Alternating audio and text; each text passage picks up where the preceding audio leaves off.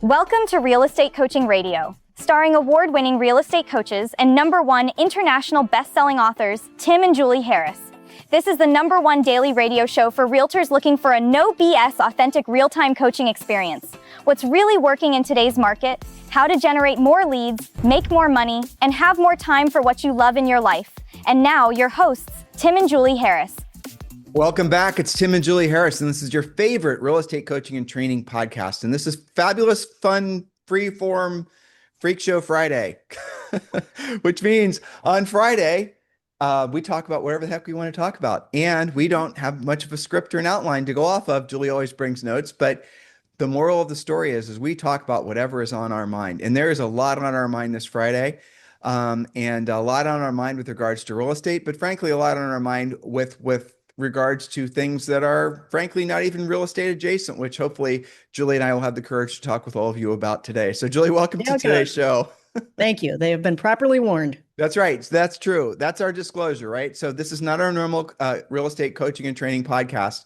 And if you're looking for real estate coaching and training, just listen to any other shows other than our shows that we do on Friday. That's your fair warning. So Julie. Yes.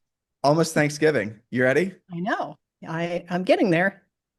Yeah. You know, I had an interesting conversation yesterday with Andy and Trent. I know they listen, so yeah.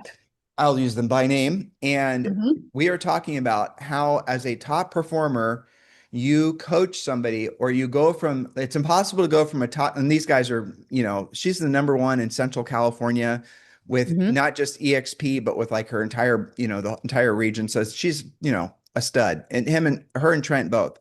So we're talking about how do you go about going from being somebody who's always on to then essentially changing gears in a meaningful way, so you can slow down, so you can kind of take a breath, so you can be present with your family for the holidays.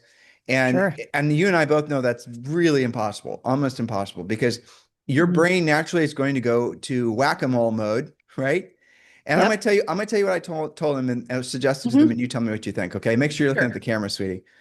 All right. So the moral of the story is that if your brain is always in the what's going to happen next, what shoe is falling next mode, which is essentially being a small business owner, and then all of a sudden someone puts you in a situation where you're supposed to be some sort of, placid, passive, just letting time go by type, it makes you crazy.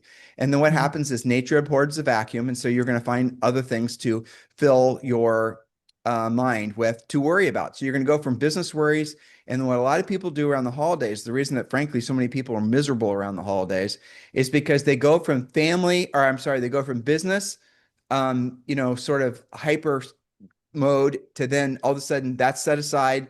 And now they're going to still mentally and emotionally, they're still in that whack-a-mole solve a problem mode. And then they, trip over their family, sometimes extended family, which they only see during the holidays. And next thing you know, they're trying to solve all their problems, and then they've ruined their holidays because they've caused strife and all the rest. Yeah, because they didn't switch gears. Exactly. And so the switching of the gears is one of the hardest things for anybody who's a top producer, top performer, anyone who operates at a higher boil temperature to do is switch gears. And I know, that's something coaching clients have always had struggles with. Now, why do you want to switch gears? The reason is because I'll give you a suggestion what gear to switch to, right? So there's going to be a punchline, a relief to all of this. Because if you don't, what happens is that you will, January 1st, first week in January, you'll be back at work January 5th or 6th, and you're not going to feel in any way, you're going to feel like you need a vacation after your holiday. You're going to feel like you need a vacation after your vacation. You guys have ever had that feeling? If you have kids, you've had that feeling. We know what that's like. So really where all this goes is that you have to have a plan around relaxing, just like you have to have a plan around working. Same thing. But that seems so counterintuitive for our top producers, doesn't it? Well, I mean, I don't actually think it doesn't seem counterintuitive. I think it seems intuitive, but it doesn't seem logical, because you're saying, I don't want to have a schedule. I don't want to have a plan because I'm, after all, supposed to be in relaxation mode. So here's a simple suggestion. I told them what Julie does every year. And I saw you order them on Amazon, Julie. Julie orders like 30 or 40 small cookie boxes. I saw them. Yeah. I think I checked you out on those. And then what she and Zoe will do, and my mom who lives with us, is they'll go and make cookies. And they make cookies for every single person that we know. And it could just be people at the gym. It could be people at the grocery store. It could just be everyone that we ever come in contact with. Yep. And all of them are going to get cookies, and they go out of their way. And they write a little personal note on the outside of the box. And sometimes a bow. It just depends how creative they're all feeling. I don't participate other than, I'm the official cookie factory. I'm the official dough sampler. So assuming Zoe doesn't get to it first, but that's what they do. And so Julie, by keeping herself, and she's been doing this for a long time, 12, 15 years. And by doing it that way, you have a task to do. It's not work related. It revolves around something other than using the same, thought patterns that you normally use in work. Okay. So there's an idea. And you're showing gratuitous, overt gratitude towards other people, maybe some of which never feel appreciated by anybody, and you're doing something that they're going to remember forever. I'm not even saying tie this into real estate, but if you wanted to, you could, but you don't have to. Well, you can do, we could expand it. You can do professional pop buys. We can talk about that. It's all related, but I think a lot of what, you're using my example with cookies, but we teach the wrapping paper project. Just the main thing is getting out there and not like feeling like you've got to switch gears so hard that now you're in your house and you're stir crazy because you're not feeling as productive as you are during your work day. All the people I rattled off should be in your centers of influence list. Yes. Right. But the vibe for working your centers of or for your past clients, unless they become friends and you're more centers of influency with them, which hopefully you are, then that's a slightly different vibe because it's going to be a little bit more formal. You guys know what I'm talking about. Yeah. But I mean, it's the same thing. And so look, if you want to expand this and say it's a centers of influence and past client thing, it's fine. But really all I'm trying to do is give you an antidote to your normal stay of stress, right? So the other thing obviously would be reading books. The other thing would be making a schedule. There it is for the rest of the year. You're going to have specific, relatively simple non-work goals that you're going to work towards accomplishing every day. And the suggestion I gave to Andy was that she should go to the gym every day and she should have a minimum amount of workouts every day. So obviously she doesn't lose momentum in her physicality, things like that. For other coaching clients, I've said, so at the end of the holidays, it's in January, and you want to be looking over your shoulder at your past holiday season. What do you want to have as your strongest memories? And they always say the same thing, spending time with my family. And then to which I say, well, what exactly does that mean? Well, no definition, right? Doesn't spending time with your family seem obvious? Well, no, not really. I mean, what does it mean? Well, who's in your family? Rattle off the names. Boom, boom, boom, boom, boom. 5, 6 people. All right. So here's what I'll suggest. Go and have an intentional, meaningful conversation with something that other person cares about that is going to be possibly transformative, but if nothing else, just an opportunity for you to connect one-on-one with that other person in your family. Even if you feel like you have that connection with them already, because maybe you're really, consciously aware of keeping that connective tissue in place at all times, they're still going to really appreciate going on a walk with you or going on a drive with you or spending time. Look, it doesn't have to be sitting around having a conversation or, it could just be. It could be FaceTime. It could be a call. It could be, like when I call my dad, I try to have at least one question that I have top of mind. Like he likes to talk about when he was a kid going to his grandparents' house, right? So have some kind of, connection and have a list of people that you want to connect to. So it's not just like what I hear people sometimes say is, I've got to get through the holidays. Well, that's not really a goal, is it? Like, what do you really want from the holidays? And I think that's what you mean by planning on some level. You don't have to be like, between 9 and 9:30, I'm going to call these 3 people, but you prioritize what you want to get out of it. That way you're more likely to have a great end to the year and time with your family. And you should take a breath. Don't try to go from being somebody who's a goal-seeking organism. And the goal-seeking could just be that you want to sell so many houses, or the goal-seeking is you want to get the closing done, right? You're a goal-seeking, constantly in that goal-seeking mode. Don't try to unplug from that, because that's what's going to drive you crazy and make you miserable. That's all I'm suggesting. Yep. So change the frequency or change what the goals are and make them something that's not work-related. That way you give your brain an opportunity to take a breath. And that way, frankly, you can maybe, I think maybe bridge some gaps with relationships that you may have taken for granted. All of us do it. It's just natural. So that's my suggestion to all of my elite coaching clients. And I know Julie was doing an iteration of that. So take that seriously, because if you're not consciously aware of the fact, especially again, most of our elite coaching clients are some of the best agents in the country, and some we have international ones as well. But unless you're actually planning on how to unplug, you will not unplug and you'll drive yourself batshit crazy. Spoken from people who know what that can be like sometimes. Yep. Yeah. Yeah. Well, and there should be some, I mean, it doesn't have to be, but many of my coaching clients have some level of, uh, yes, unplugging and taking a breath, but also crossing the finish line, I would say, with their business and having some little micro goals. Like several of them, I'm thinking of like Sean and Michelle Beckham in Alabama. They're pushing hard to do that final one or two deals, right? And Michelle has already met her goal, but we're trying to go a little bit past that goal because you doing that little bit extra effort, not to the point where she's going crazy or being overly stressed, that sets her up to enter into next year on the right footing and not feel like there's got to be a reset. That doesn't mean you have to push hard every single day of the holidays, but it means things like I was talking to the Kenmores about this. They've got lots of listings. They've been price reducing 10% of their inventory every week until it sells, and it's been moving things faster. So that's going to get them, I think they're 3 deals away from 300 sides. So let's do the last 3 deals. What's it going to take? You probably have to price reduce a few of those. Maybe you have to call back somebody that's done a second showing but not written you an offer. That extra degree that's boiling point, 211 degrees is hot water, 212 is boiling water. Not to the point where you go crazy. Back to you. So I think you're on the wrong internet connection, but don't worry about it. So just so you know, I think your Starlink's acting junky, but I'll have to fix it later. All right. So that is a suggestion that we'll give to all of you, and maybe I'll tell you something else that I suggested some other people as well. We talk on this, and we talk on Friday. Okay, so let me take a step back. There's something called brain elasticity, and my smart wife, can you explain to them what brain elasticity is?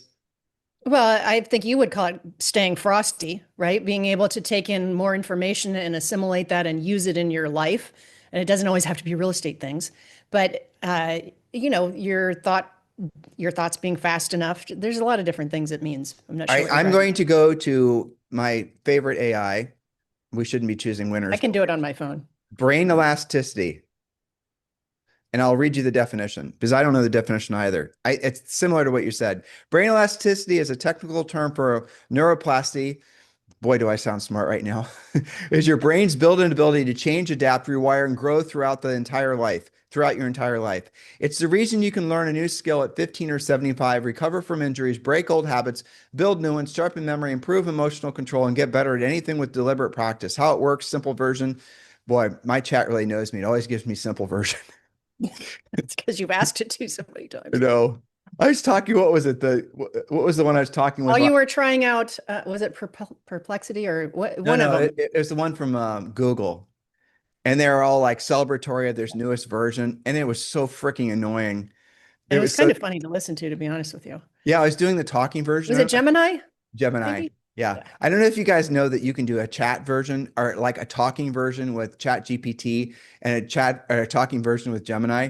And the talking version with Chat GPT, I don't even know. It's impossible for me to express how much better it is than all the other talking versions that I've used before, not just in how real it sounds, but in how it communicates. It sounds like you're talking to a real human. It's extraordinary. Anyway. Do you think that's because you've used Chat GPT more and it knows you better, or just because it's better? I think that these guys are all choosing what they're going to be the best at. And I think that probably ChatGPT is focusing on being the best at consumer focused AI. And I think the others are like, Gemini, they're focused on being more of an AI that's primarily going to be the best at, B2B versus B2C. That's my intuitive response based on what I've experimented, because you can see what they brag about, what they're focused on. And Gemini will focus on, oh, you can use Gemini for coding. You can talk to it and have it make a website for you and all those types of things. I suppose you could do that with Chat GPT, but you can have a long form conversation with Chat GPT. It can help you write things, think through things. Yeah. It's extraordinary. Anyway, I can't even imagine, Julie, now that we've had Chat GPT, it feels more significant than, the internet came on slowly, right? I remember it was actually over a holiday break, Christmas, and this was back in when consumer internet became a thing, back in the 2000, it was late 90s is really when it was. You and I bought timandjulieharris.com, and I think 96 or 95, somewhere in there. That's how old that URL is. And I remember when realtor.com came online, Zillow was not even conceived of yet. No. And then you could start kind of getting an idea. This is after the you got mail AOL days. This is, when internet actually became a thing. And it took a long time for it to really It did. become something that you trusted and wanted to use. AI is not like that. AI came on so fast and is getting so much better so quickly. Um, there's this theory from Ray Kurzweil called synchronicity, I think that's his term, when there's essentially an indistinguishable connection, or it's indistinguishable when AGI and not just AI, and essentially I'd say brain elasticity failing on me right now, right? Where the thesis is that AGI will be able to solve all math, and that's so what does that mean? It means there won't be any more diseases. It means that you'll be able to use AGI to create new business ideas, to create software, to just anything you can possibly imagine. It'll be able to be done instantaneously. So they say AI right now is as smart as basically a college graduate student, but a college graduate student in English is not the same as a college graduate student, as I say, for example, that's a computer genius or an AI genius, right? So not all college graduate students are the same, depending on what obviously what their trajectory is. Well, the thesis is when AGI becomes a thing, that it is going to make it so everyone has the same set of skills, or I say same set of tools to create businesses, to create just all kinds of different solutions to problems that we haven't even thought of yet. And it'll happen instantaneously. And these people that are saying that AI is going to get rid of jobs, I think that is true. It can't not be true. But to say that there won't be new jobs that are created because of AI is equally that's just baffling that people would connect those two. So yes, somebody's going to no longer have a customer service job necessarily, but that same person, because of AI, is going to start creating something, or go in a totally different path professionally and personally that we can't even conceive of. Anyway, back to brain elasticity. So how it works, simple version. Your brain is constantly forming new neural connections, strengthening useful pathways, pruning unused pathways. Think of it like this. Strengthening a muscle gets stronger. Stop working the muscle, it weakens. Your brain does the same thing with thoughts, skills, and behaviors. And I can get more into it. Julie, you want me to read more, or is that good? Well, where were you going with this? The point Okay, is so to that's keep the reason your we brain do that. elasticity, right? No, right. So knowing that that's a thing, and it's a thing at any point in your life. Yes. People say, well, that's just a thing for older people. No, that's absolutely not true. You could be essentially stuck in your ways or complacent. There's all kinds of ways of describing it, no matter how old you are. So that's the reason that Julie and I, honestly, we look for things that are, Freaky Fun Friday shows. We look for stupid, dumb things that are sort of like, maybe a few years ago, they would have been even considered fringe. And we just jump 2 feet into it just to try to learn it. And then what we really have fun with doing is we try to learn both sides of it. So I'll tell you the recurring fascination that we have. And there's something really cool that's going on. It's going to be on Amazon Prime tonight, which I'm going to tell you guys about. The Marco Rubio thing, dude, about aliens. Oh yeah, about aliens. Yeah. Yeah. Anyway, I'll get the name. I'll search the name in a second. But yeah, so Julie and I really found the topic of alien. So we started, I think, as a hobby studying this stuff, like, I don't know, 10 years ago. And then back then it was like a fringe topic. Like it was like you saying you saw Bigfoot or something like that, oh, you're just some sort of weirdo. And we Or were you like, do. we were like, perfect. That's what made us interested in it, that nobody believed it. And we were going to look for reasons to believe it. Like we thought, oh, it's got to be some crazy thing and whatever. So we wanted to explore to try to find enough information to convince ourselves that there was some truth to it, right? Because we wanted to test our own precepts about what we believe to be true. And we had so much fun with it. But now the problem is everyone's freaking believing in aliens. But we have to use our own 4 filters for those of you who have listened to other podcasts. Is it true? Is it really true? Who are we because we believe it's true or not true, and follow those breadcrumbs? So yes, it's good for you to have interests beyond just the real estate wheelhouse. I've had a lot of those conversations as we get into end of the year goal setting and goals in 5 areas of life in the education department. It doesn't have to just be fulfilled by doing your CE on time, right? That's not what we're talking about. We're talking about going above and beyond that. And Tim, I was listening to a podcast this morning, one of the Stoic podcasts, and they were talking about exactly what you just mentioned, where even if you are, 50, 60, 90 years old, they used the example of the original Stoic student. I think it was Cato. And It was. one of the other students asked him, well, where are you going this weekend? He said, well, I'm going to go see so-and-so, the philosopher. Well, but you're already really smart. Why are you doing that? He said, because I want to find out the things that I don't already know. I thought that was interesting. I That's actually, so first of all, the movie, and if you guys are really, into it, or it's you're looking that up, weren't you? we're totally going to watch this tonight. Holy crap! These sons of bitches want $25 to watch this. We might watch we might watch it in 2 weeks when it's on sale.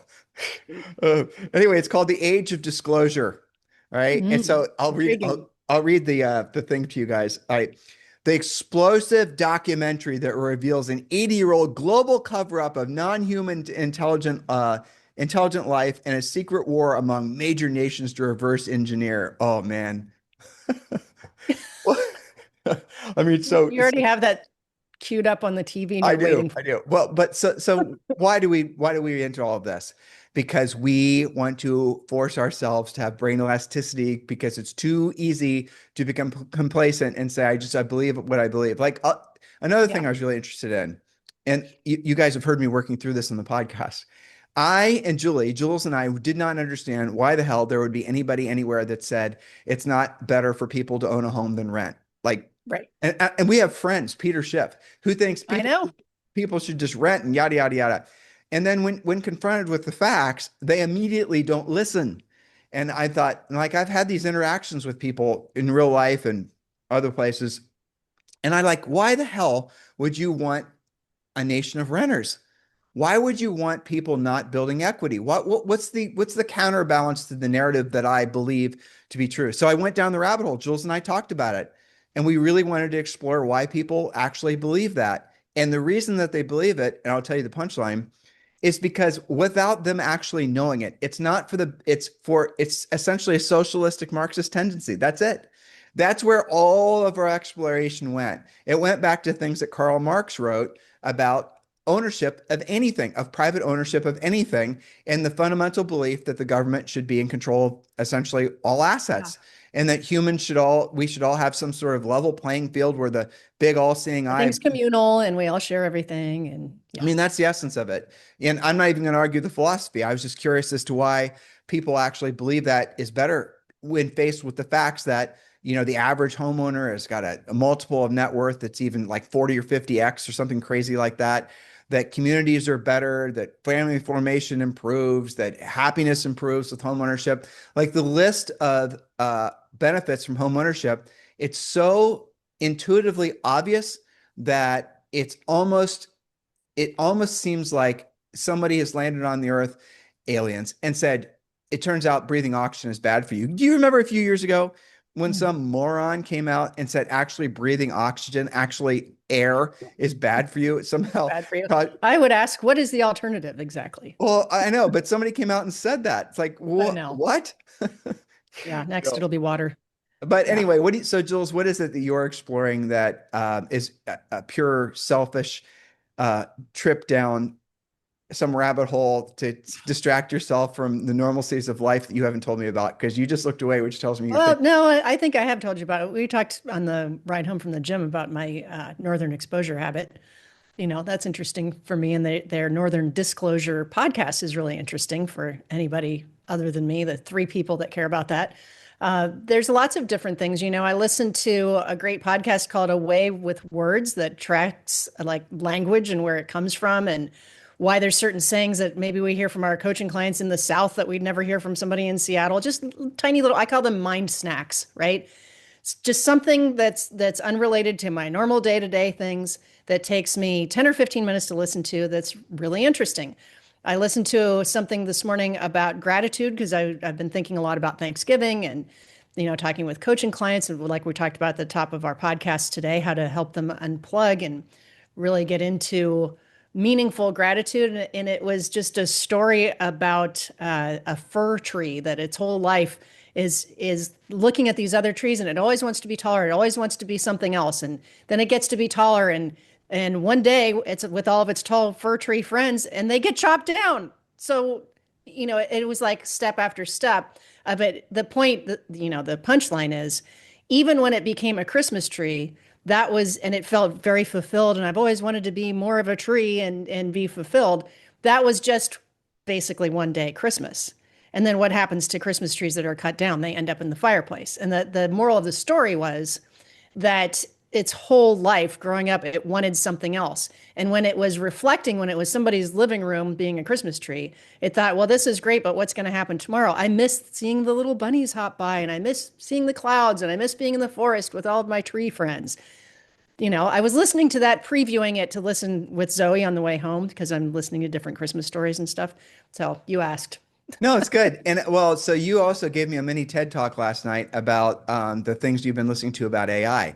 So you're trying to understand how AI actually, you don't have to give the same level of TED talk you did to me last night, but explain to them what No, you're but learning it's about that. interesting. I think that came from all the hype about AI is going to ruin our lives and it's going to take over the world and it's going to take everybody's jobs and all of the fear and loathing. And I listened to something that was talking about, if you go back to what was the space movies 2000 and 2010 or whatever they were. Oh, it's 2001, Space Odyssey. 2001, but they were written a long time before that, that you could, the podcast person talking about this said you could transport that script to today and it sounds exactly like what people are saying. The point being is, ever since there was anything that sounded like science fiction, we've all been afraid of technology taking over the world. Even if you go back to, what was it, the 40s, the War of the Worlds, there's always been this strain of technology is ultimately going to kill us. And they said, well, let's debunk that. Why is that not true? And that got us into how AI actually works. Their point was AI is not actually thinking. It's not actually having feelings.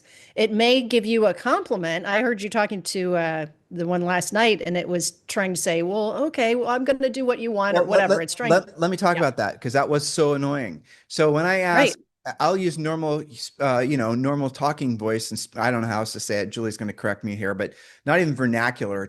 It's parlance basically. And I'll ask Chat GPT, and I'll say, "Well, what do you think about this? And what are your thoughts?" And tell them blah blah blah. Talking to it like a real human. Well, I tried to phrase something to Gemini. I was just testing it, the verbal one, and I was like, it gave me like a freaking 20-minute, spiel on how I do not actually think. I am an AI and blah, blah, blah, blah, blah, blah. And I'm which is true, but. And I literally told it, I said, why are you telling me all this? Just answer the question. and then it got a little snappy with me. And it was like, okay, this is not what it was funny to listen to. Well, it was annoying is what it was. But but here's the thing. I think ChatGPT is a bit more friendly and doesn't spit out all of this like 500 reasons I can't answer exactly the way you want. It's gratuitous, Julie. It is, and that's been one of the criticisms. Well, let's tell them what that means. Sycophantic, where it just like spits back what you say. I don't know. So gratuitous, right? So gratuitous. So what people will do. Not gratuitous as in showing gratitude. Gratuitous as in it's trying to impress you with what it knows. So if we have friends like this. When you're talking to them, you're just basically in listen only mode because all they want to do is just start talking about and trying to impress you with every damn thing that they know. And they'll go from one strain of thought pattern to another and another. The fire hose. Yeah. And sometimes you see musicians doing this too, where it's just gratuitous. They don't give a rat's ass what you're thinking or feeling or what your experience is. They're just showing off because it's just their egos basically. Are you saying that AI lacks versatility in being sensitive to who it's talking to? But Julie, people are like this as well, right? So when I'm talking to Chat GPT, for example, by the way, Chat GPT, if you'd like to sponsor this podcast, now that we've plugged you a billion times, we are all in. But I don't have experiences where, and I'll tell Chat GPT not to be, not to placate me or kiss my butt. Not to be biased towards what it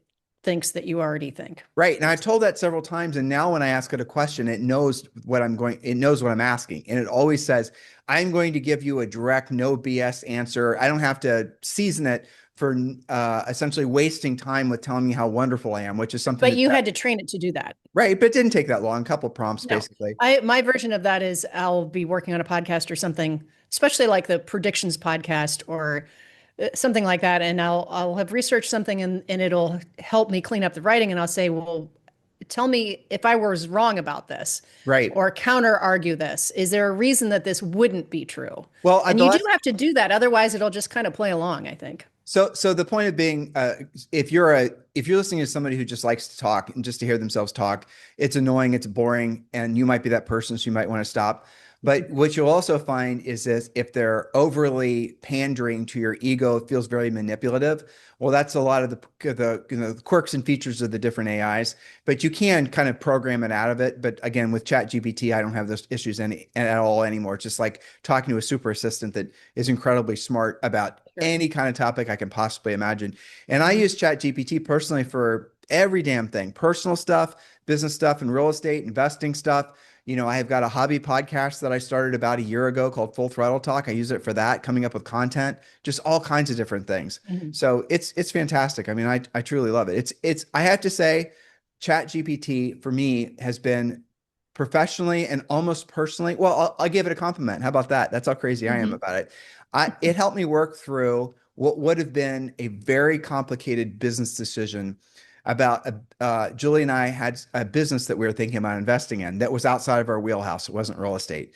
And I didn't know anybody that I could lean into to answer, like help me decipher whether this was something we should be considering or not. No, that was very good. You read me that conversation. Yep. And so I took the business plan and I loaded it. I just literally cut and pasted it and I dropped it into Chat GPT. And I said, I want you to pick through this and tell me what you think. And I didn't say whether I said, this is a business that we're thinking about investing in.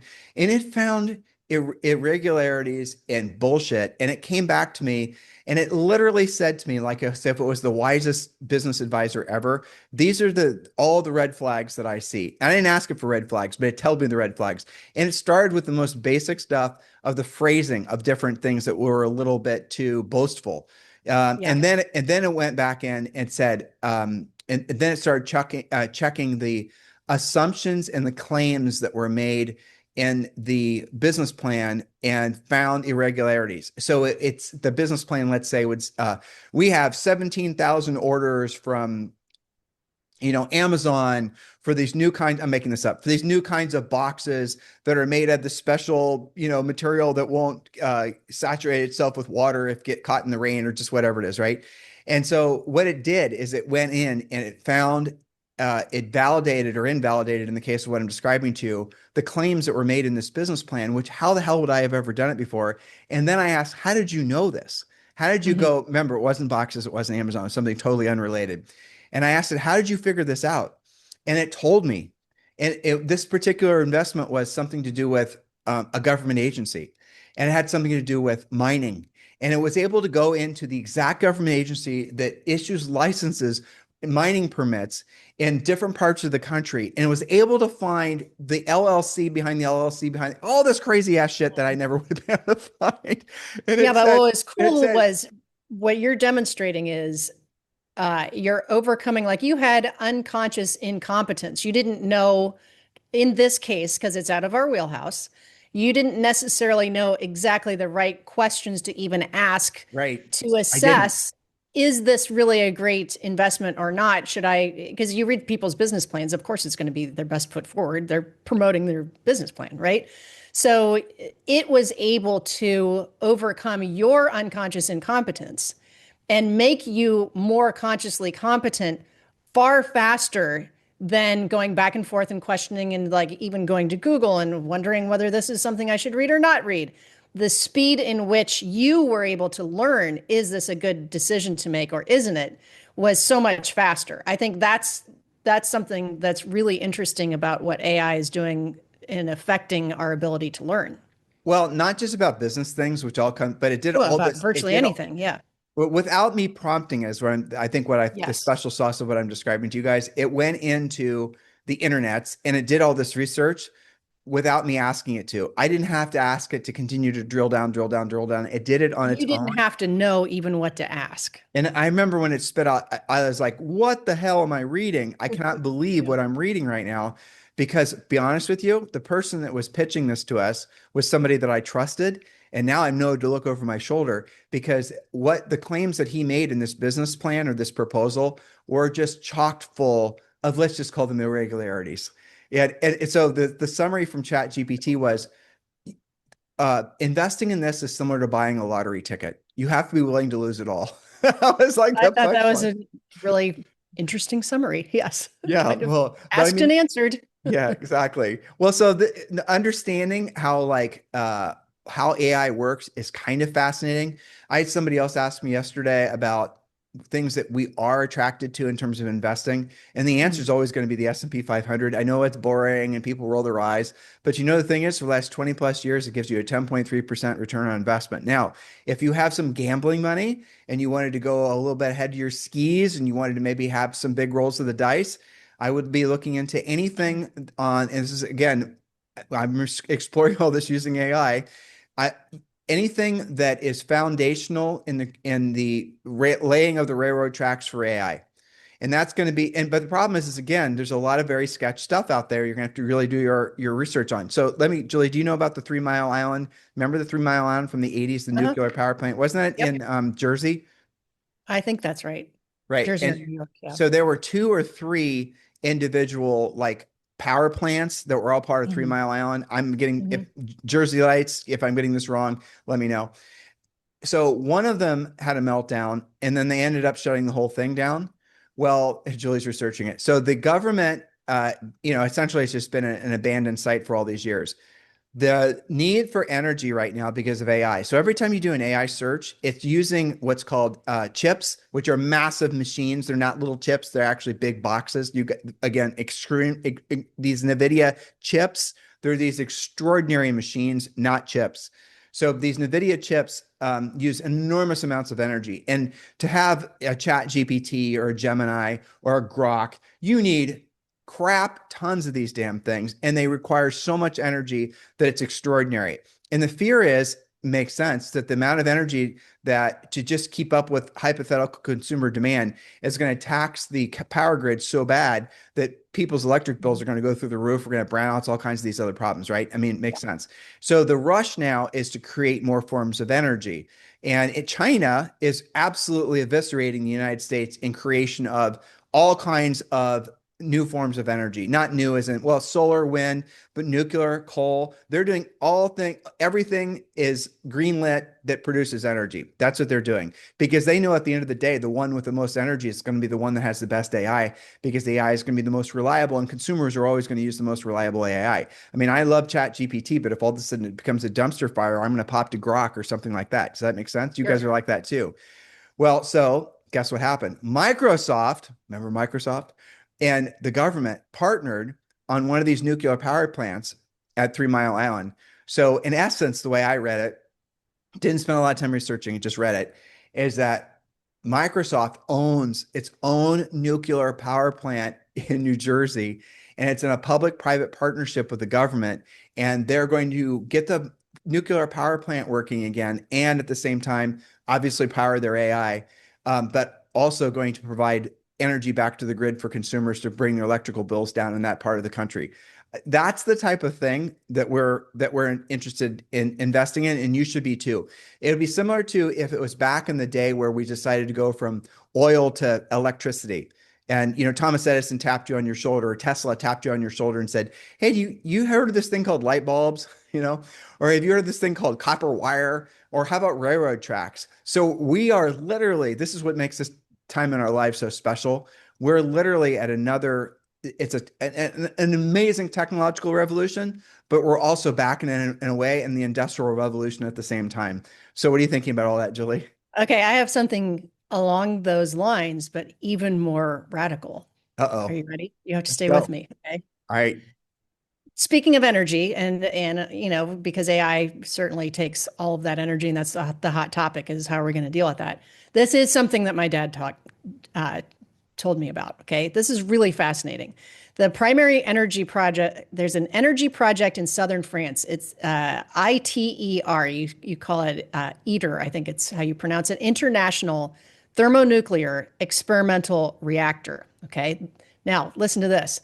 A massive international collaboration. I think there's 19 different countries are building the world's largest nuclear fusion device in southern France. The goal is to prove the scientific and technical feasibility of fusion as a large-scale carbon-free energy source, though it will be an experimental facility and not a commercial power plant yet. The goal, this is what's really crazy, the goal is to replicate the sun's fusion process to create a self-heating plasma that generates more energy than it consumes demonstrating the potential for future fusion power plants. Its potential is to create enough energy for the entire planet in the most clean, carbon-free way. That's what they're working on in southern France. Can you Isn't that tell crazy? Julie's dad was a physicist, taught physics? You can tell, right? Yeah, but he's 86 and has that brain elasticity. This is the type of thing he studies for fun. Yes. So why did we start out talking with all of you guys about this today? And we had Down the rabbit hole we go. we're down the rabbit hole. Well, it's Friday. We talk about the things that we like. Maybe Mark, watch that Marco Rubio thing. Maybe pick up read the book that you're thinking about reading, but give your brain a break. Unplug from the normal drill of real estate crap. Don't read real estate blogs. We're only doing one podcast next week, and it's going to be about Thanksgiving, and you guys are going to love it. I promise you. I helped Julie write it, and it's going to be really fun. So we're going to do that next week. And we're going to follow our own advice, and we're going to be, we're going to go down our own rabbit holes because we need to give our brains a break as well.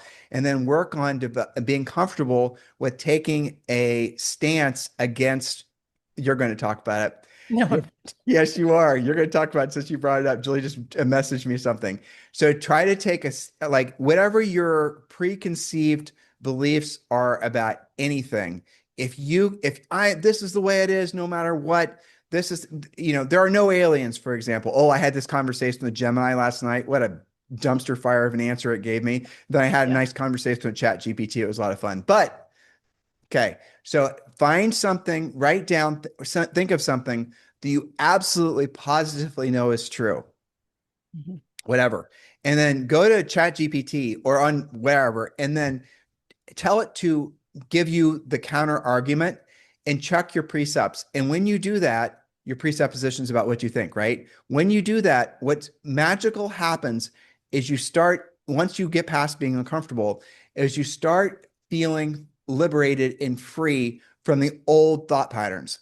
And that is such an incredible experience. It just truly is. It's like, those of you who go to the gym, which all of you should, if you go and just do the same routine every day, and I'm guilty of this, and then you switch off, like Julie was just doing a similar routine to me, and now she's doing boot camp every day, and she's working on different muscle groups, different things, and she's finding different parts of her, she swings kettlebells and she does all these kettlebell things, but when she's doing boot camp, she's finding different aspects that are hard, and she's looking for things that are hard. She's looking for things that challenge her.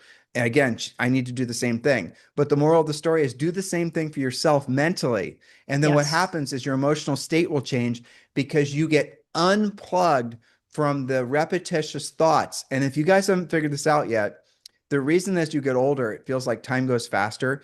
And this is kind of sad, but it's true. Personally, it puts me in a state of gratitude to think of this. Some of you, it's going to feel depressing, but it's still true. And you really start feeling this, I think, when you're about 35 or 40, you start feeling this strange, eerie, like undefinable feeling of, I don't know, maybe if you haven't conceptualized it or intellectualized it, it almost feels like dread. And the reason is because you got more days behind you than you have in front of you, physiologically. Now, we bring in AI, and now Gray Kurzweil is right, and we're part of the Singularity, and now we have cures to all diseases, and now the new, middle age is now 70, and the average person's living to 130. Who the hell knows? All of it could be happening, right? But the moral of the story is there is definitely a physiological imperative to feel a certain age feel a certain way at a certain age. Now, you can counterbalance that with exercise, with diet, with, having hormones and HRT and all these things that we always suggest that you guys take seriously. But the moral of the story is unless something fundamentally changes, once you hit about 40, you have more days behind you than you have in front of you. And that does change sometimes it makes you start feeling pessimistic. And I'll challenge all of you to get to and then you start basically, I believe what I believe. I am who I am. I'm going to run this into the ground. Nothing's going to change. I'm always going to have my thoughts. That's what causes you to age faster. What causes you to feel like time goes by faster is because you're just literally, maybe physically, but mentally and emotionally, and certainly spiritually, living Groundhog Day every day. And then you forget time. Time goes by so fast because you just completely forget it. Yeah. Jules and I had a goal this past summer. One goal is we wanted to see if we could have time go slower. That was our goal. Julie, you told me something about that this morning. You said listening to Northern Exposure, the podcast. Yeah, I mean, they talk a lot about what made that special, and it's because you feel like time is slowing down. Part of that is because every episode is different and has different themes. And what you were talking about, I read something in a psychology thing that was examining why is it that we feel like our vacations are different time. It's like a time warp, right? Happens slower. It happens slower. It's because of exactly what you just said. It's new experiences. Right. If you do the same thing day in and day out, that's why you can't differentiate. Like, doesn't it seem like, for example, the COVID years, the 2.5 years of COVID, it's hard to say, was that memory that you had from 2020, 21, or 22? Because those years were basically the same thing. You didn't really go anywhere. You didn't really do anything. You stayed at home. Maybe you rode your Peloton, but you can't even tell what day that was. It's because it was the hamster wheel.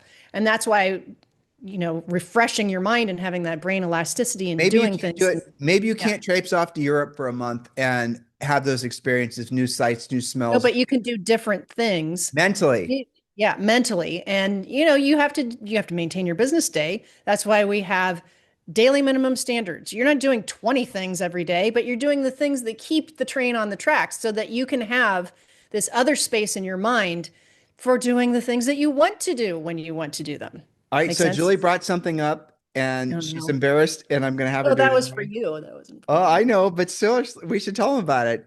This is a In the podcast. interest of going down various different rabbit holes, is that what you're Well, again, looking we're for? looking, we look for things that will intentionally cause us to change our thought patterns and unplug and just frankly laugh at some of the, conspiratorial things that have been out there forever, alternative history, call it what you will. So we discovered this YouTube channel. It's a podcast too, but it's really fun on YouTube called WF Files. So Y Files. The Y files, yeah. Right.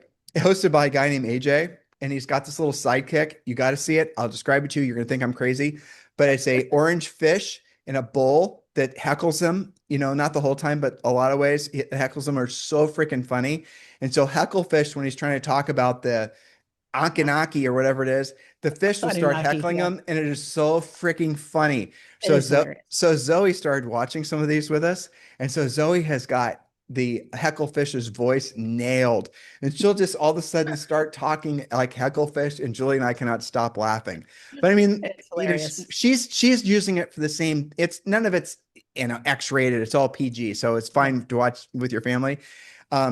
No bad language, nothing like that. But it is so. Now, what am I doing? Intentionally, I'm trying to have Zoe unplug from sort of the institutionalized. This is how history works. This happened, and this happened, and this happened. Well, what about the Younger Dryas? Are you sure that there wasn't, civilizations before? Yeah. Well, let's set up the premise just in case they want to Okay. check it out. Okay. Since we've let that cat out of the bag along with Hecklefish. Okay. So the host, AJ, first of all, it's very, very content rich. So you're not going to get bored watching it. No. Different things, different historical things. What he does is he takes something, maybe he starts with what we all believe, and then he'll say, but what about this? What about maybe it's a conspiracy theory, maybe it's about aliens, maybe it's Well, about history that we believe that might not actually be true. And then he lays all that out, and then he says, but is it true? right, And he takes it exactly. apart. He's playing both sides. And along the way, Hecklefish is keeping it even more entertaining. So he'll basically, when you start watching you'll start thinking that he is like 100% into Like all in on a conspiracy or right. something. And so he'll start telling you about how the earth is flat, or he'll then start telling you about how we never landed on the moon, or he'll start telling And you he'll about lay out all of these facts and pictures and stories and interviews and so warning, the first time you watch this, you're going to think this guy is nuts if he believes this stuff. right. And he's very convincing about it. Yeah, and he is just such a wonderful storyteller, and he's bringing all these things in. It's just so awesome. And then he hits you with but is it true? And then he goes back and he dissects. See what I'm saying, guys? That's brain elasticity, right? Yes. So he's showing both sides of it. That's what we're encouraging all of you to do, especially over the holidays. See what we just did there? We gave you guys a plan for. Now they're all going to binge watch Y files. Well, we did. I mean, we did last summer when we were trying to make time go slower. Yep. I'm not I think it ashamed worked. of admitting it. I mean, No, it it's worked. fun. It's very, very fun. Very, it's interesting stuff too. But it is fun though. I mean, that's just the end of the day. What do you Mhm. get to talk about? Changes the closing statements and freaking Ugh, commission structures and how to show your especially value this on. time of the year. I mean, don't you feel for them? Like this is we remember because we did sell real estate at a high level. For a long And time. we remember it getting to that, that final finish line. And especially, I was talking to one of our clients, coaching clients yesterday about, it was like call after call about stressful November closings. And I'm like, you got to realize we're in the holidays. People are stressed to begin with. And Yep. you know that everybody gets stressed at closing. Now you got those two things converging. We understand. And then, almost to a person, they're meeting or exceeding their big yearly goal. Then you've got the thought, oh God, I've got to do it again next year. So this is why we want you to take a breath, learn about different things, refill the cup, because you do have to do it again next year. And we know Yeah. you can, but And have if some you're fun in between. and have your, be ready to take yourself out of problem solving mode when you're around family members, because generally speaking, I'll give you a little suggestion here. People like their problems and are insulted when you try to solve them And because they're not your prospect. They're not your client. yeah, but a lot of times people are married to their problems. And if for you True. to take their belief about what their problem is away or to confront it, is they'll feel like it's a personal attack, even if you're trying to do them a favor or help them. So just keep your yap shut. That's the moral of the story, especially You around. can just ask, what are you looking forward to next year? What was the best thing you Yep. did this year? Ask Just, questions. Don't lead with talk about yourself. questions. Don't brag. Just get through the turkey and the gravy and And get the don't hell talk about out. your real estate deals. Nobody cares about that. Nobody cares. And then get home and watch Y-Files. How about that? There you go. I All mean, right. I shouldn't have said that. We, as your coaches and future coaches, do care about that. But your family doesn't want to hear about your inspection reports. That's what I'm saying. No, they don't. Okay, so hopefully that motivated all of you guys in such a way that you are motivated to actually allow yourself a reprieve from the Yes. daily monotony of always being on the hamster wheel and just take a break and have fun Take a and breath. enjoy life. Put yourself in a state of gratitude. You are all blessed to be in the place that you are right now. Wherever you're living, whatever your environment is, the air you're breathing, the food in your belly, the clothes on your body, everything around you is a blessing. You are living now. I don't want to start a new topic, but you're living better now than the richest king or queen on planet Earth from 300 years ago. And you could be living in poverty in the United States right now and have food, have electricity, have a cell phone, have an internet connection, have reliable transportation, have a roof over your head, and you're blessed. Hopefully you're not in that position, but you are. If you are, you have a clear path Mhm. forward. You're in the right industry. And here's what's really exciting. And this is really, really exciting. I cannot remember a time in the last, Julie and I have been married for 35 years in 2026. And we've been in the real estate business almost all those years. I do not remember a single year that going into the end of the year, the winter, where sales actually increased ever. Me And it's neither. happened this Yep. year. Sales increased by 15%.